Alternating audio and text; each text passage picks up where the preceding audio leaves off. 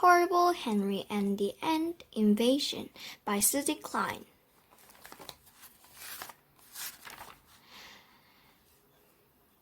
When Harry and I walked into room 2B, we couldn't believe our eyes. Look at that, I said. Wow, what is it, though? Harry asked me. It's an ant city. Ants, Harry grinned. Then he rubbed his hands together. Harry loved anything that crawls, slithers, and slides. He loves slimy things, hairy things, and creepy things. Harry loves anything horrible. The ants haven't arrived yet, Miss McGonagall said, but they should come any day now in the mail. The mail? Sydney made a face. Ew! There are going to be ants in Miss McGonagall's mailbox. Harry flashed his white teeth. Neato, he said, are we going to have an ant monitor? Miss McGonagall looked at the list of jobs on the monitor chart. We are going to need one. Would you be interested, Harry? Harry smiled so wide his liver filling showed in the back. Miss McGonagall printed Harry's name next to Ant Monitor. 1 week later, when the class was lined up in the hall by the office, Miss McGonagall checked her mailbox. She found a small manila envelope in it. When she opened it up, she pulled out a plastic vial. There were a lot of black, hairy things moving around it. The ants, the class shouted. The school secretary, Mrs. Foxworth, poked her head around the corner. Ants, she replied. We are going to observe their behavior, Miss McGonagall said. Miss Foxworth tried to smile, but she was shaking so much the pencil that was sitting on her ear dropped to the floor. Harry picked it up and handed it to her.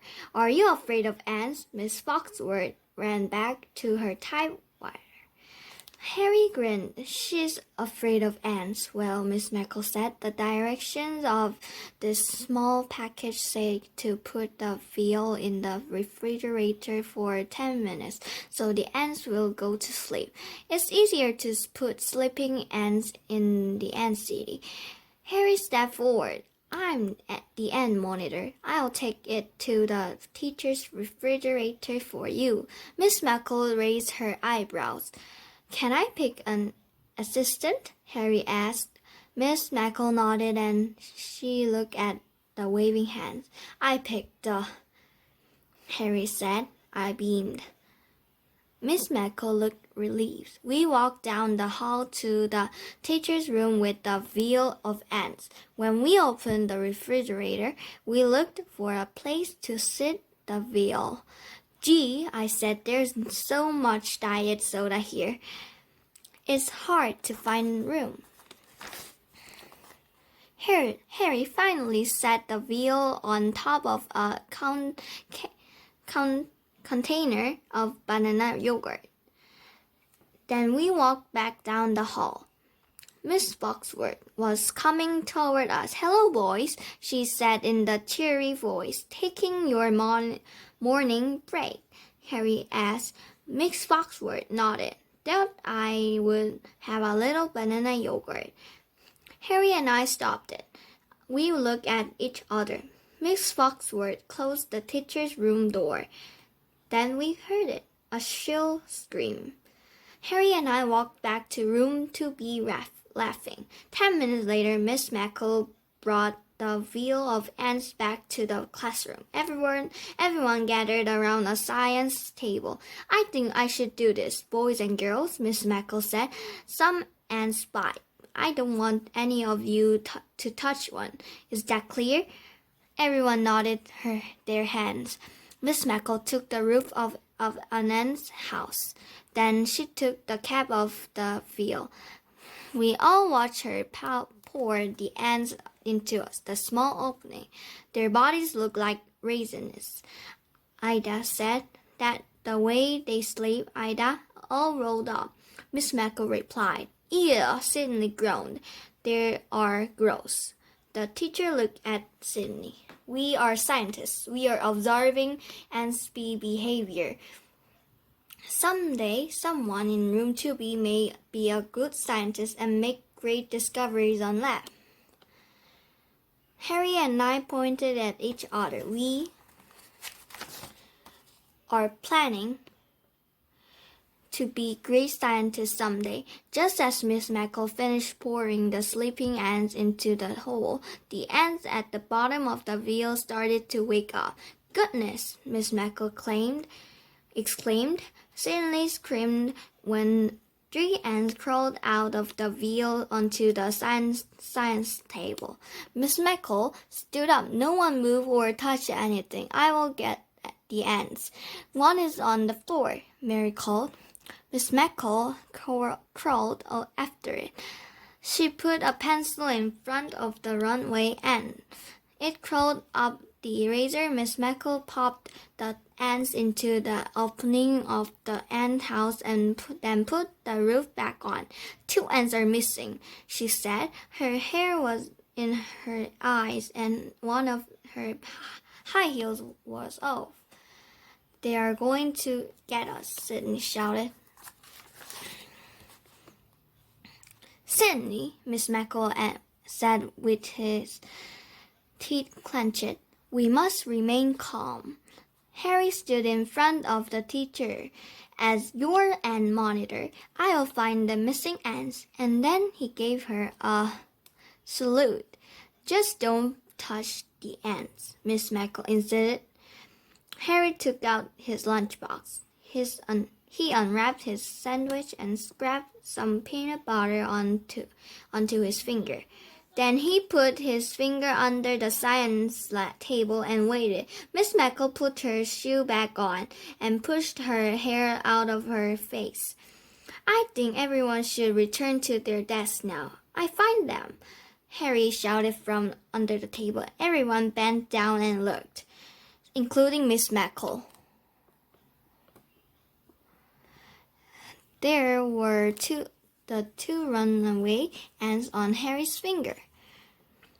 Miss Meckle grabbed her pencil and quickly scraped them off and then dropped them into the opening of the ant city. Harry flashed a big smile. I told you I'd find them.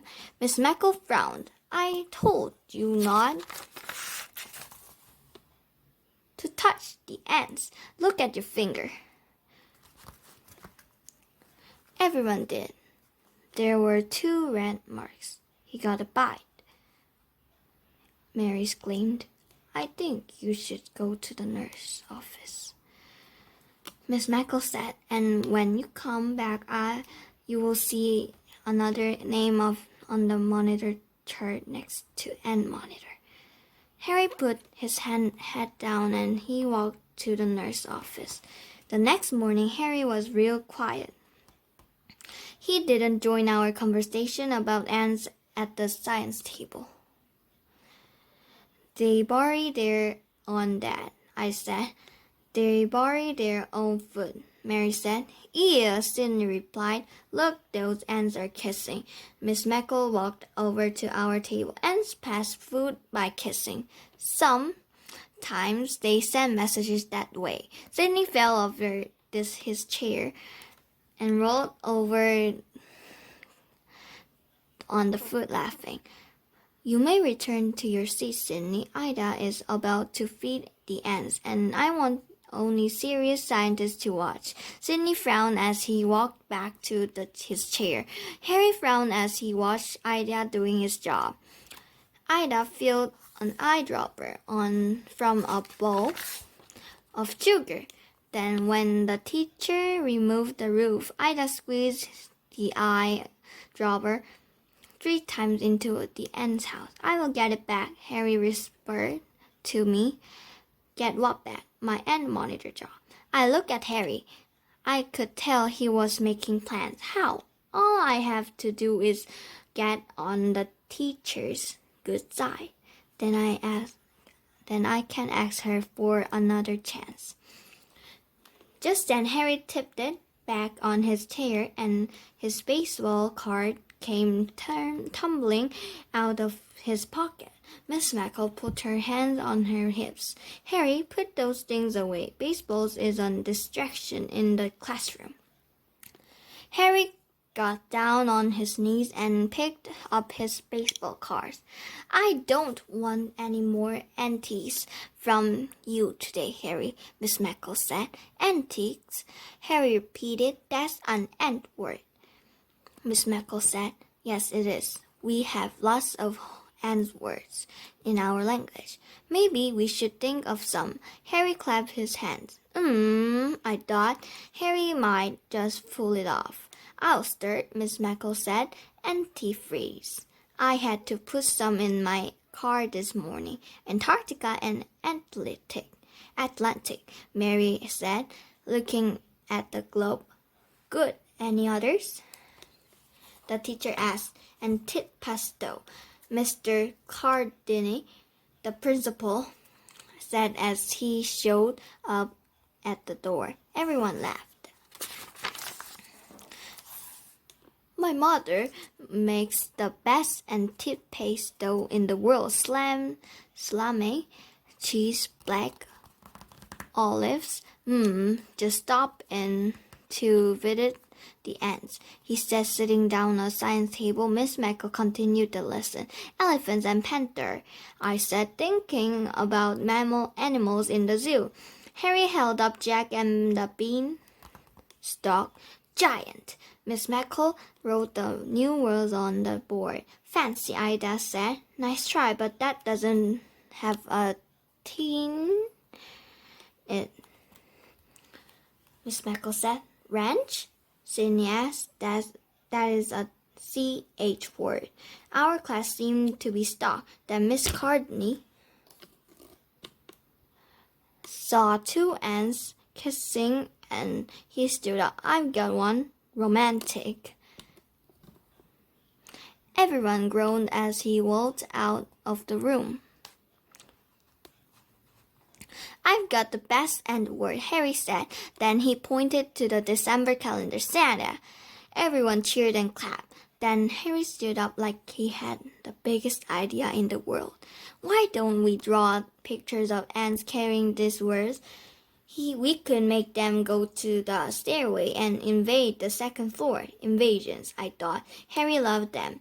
Miss Mackle looked at the long list of ants' words on the board. Let's do it, she said. Everyone took out their crayons and scissors as the teacher passed out brown paper.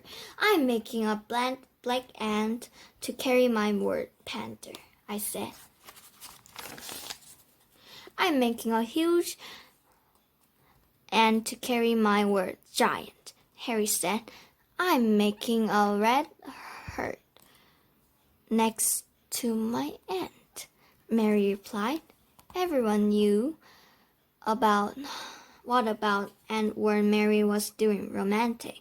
When all the ants were drawn and cut, and the words are neatly printed above, the class lined up in the hall. Miss Mackle walked us to the stairwell. Let's hope we have enough to make it to the top. We will, Harry called out. Then he whispered to me, we have to. She will be in such a good mood.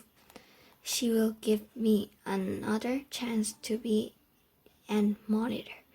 We started tapping the ants at the bottom of the wall near the stairs and made a trail going up and down and around the stairway. When we got to the top, we were one word short. Everyone sat down and on the stairs. I knew we couldn't do it, Sydney complained. Well, Miss Mackle replied, maybe tomorrow. Harry made a face. Then he reached in his back pocket and pulled out 3 baseball cards. The Yankees. They won the peanut this year. An ant word. Everyone shouted. Miss Mackle clapped her hands. Bravo, Harry. You can make the word today and put it up. We reached the second floor thanks to... And she looked at Harry's baseball cards. Some distractions. Harry beamed at his teacher. If I promise to follow your direction in the science, will you give me another chance to be an monitor? Miss Mackle put her hand on Harry's shoulder and smiled. All right, Harry, I don't see why you can't. Harry was horribly happy.